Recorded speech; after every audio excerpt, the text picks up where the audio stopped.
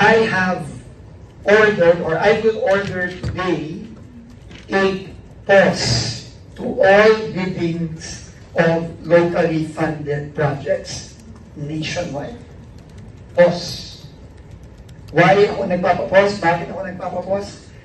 Kasi kailangan muna namin i-review at aralin based on the President's directive to clean house. Okay? So, the President does not want any more money of the government, of the DPWH, thrown sa ilog. Sabi nga, use his own words. Ayaw na niyang matapon na naman sa ilog ang mga pera at ang mga proyekto ng taong bayan.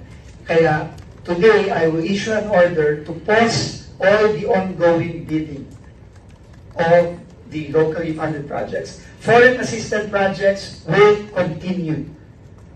Kasi yun, kampante tayo na maayos yun dahil nakabantay ang ating mga advisors, ang ating mga foreign funders doon.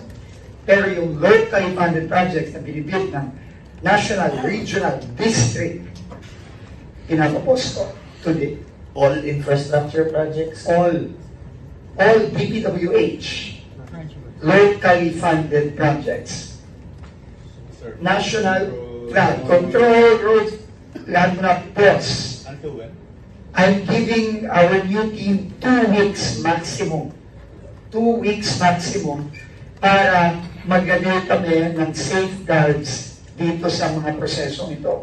At i-develop natin yan in the next few days and week bago tayo, at i-anunsyo ko kung ano yung mga yan sa mga susunod na linggo, siguro as early as Monday, i-anunsyo na namin yan at i-implement na natin yan bago tayo maging kampante na susunod ang lahat sa direktiba ng Presidente na hindi na po pwede itong mga nangyari ng nakaraan.